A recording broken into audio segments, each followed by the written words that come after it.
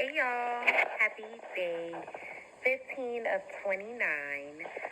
So today is technically day 16, but your girl went out on her walk yesterday and totally forgot to record this. Day 14 was Valentine's Day, so I worked out. I didn't walk. But that's okay. Time don't exist in heaven, so we'll make up for it that day because this is a journey of progress and not perfection. Okay, so I want to give y'all this encouraging word that God began to drop in my spirit before I went out on my walk and really had me noodling is my word, but had me meditating on this. So before I went on my walk, I read Nehemiah chapter 9. That was the Bible verse that I flipped my Bible open to yesterday. And just to give a little bit of context, because I think it's pertinent to what God was speaking to me for sure. Nehemiah 9, go read the whole chapter if you are led to. But I'm going to give y'all the deep recap, okay? But Nehemiah is a cupbearer for the king at the time. And in chapter 9, Nehemiah is essentially taking a walk down memory lane. And he is recalling who God has been to his people all of these years, all of these hundreds of years, when God delivered them out of Egypt and all of that. And he's recalling, like, God, you were the God that provided for us. You provided manna. You provided water. You led us day and night. And so it was good for me, right? And as I'm out on my walk, God began to speak to me about the wilderness. And he dropped Joshua 1 and 3 or Joshua 1 and 4.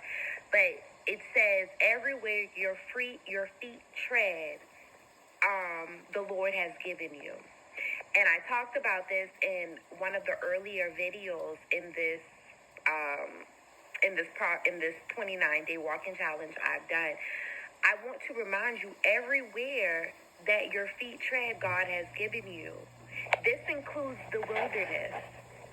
And so as I'm walking, and then God reminded me, the scripture I have come across where it talks about how Jesus was led into the wilderness for 40 days and 40 nights as he fasted. And God was telling me, like, when people, me, I'm going to just talk about me, when I have read that in times past, I have looked at the wilderness as if it's a separate place from here. The wilderness is here. The promised land is here. And so God was, let me put a caveat, a little placeholder here. God was speaking to me and he was saying that the difference between the Israelites going in circles for 40 years and them stepping into their promised land was a mindset shift. The wilderness was the promised land. They were already walking in it. They just couldn't see it. All it took was a mindset shift. And so what if, Queen Sis, your promised land, everything that God has already given you, right? Your dominion, you're looking at it as the wilderness when all it takes is a mindset shift, and now it's your promised land. All it takes is a mindset shift and you're walking into your destiny. Yes, the wilderness is real. You are tested. However, God broke it down to me. He was like, D, when you was going through everything you was going through last year, right? And you deemed that your wilderness, right? Weren't you still going to work? Weren't you still taking trips to go help your queen sisters here and there? You were living, you were in the wilderness and you were also in your promised land at the same time. All it is a mindset shift. So either you have these hard days and you look at them as tests, or you look at them as opportunities to be a testimony. Either you're going to look at your life and you're going to be like, oh my God, this is a hot ghetto mess. Or you look at your life and be like, you know what? There is a message in this for me and for somebody else. So, I hope that makes sense. Because I really want to give it to y'all like how God gave it to me. And so, God was speaking to me once again about his chosen people through Nehemiah and then this walk. And as I'm on my walk yesterday, I see a mom out there with her dog and her 2 babies and a stroller, and she's going for it. And that God brought that context back to me, just that simple. I remember being a young mom and feeling like I didn't have time for me. When my children get older, right? Now is the opportunity. And I thank God for growth, but I think about how many things I delayed, feeling like I did not have time for me because I had littles, right? And to see this mom out there, all a perception change,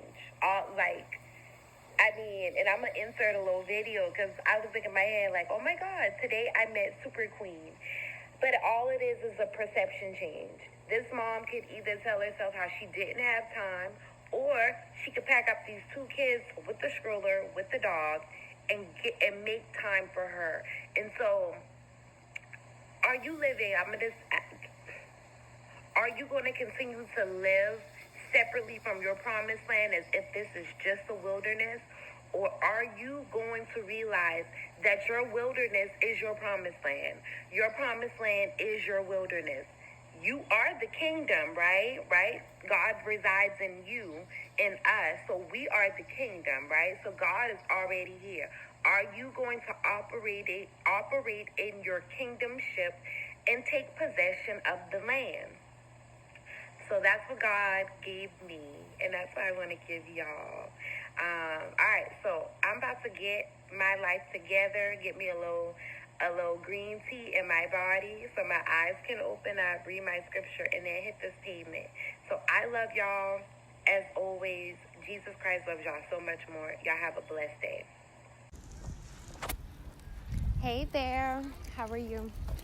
I was thinking, I said, oh my God, on today I saw Super Queen out here with her kids and her dog.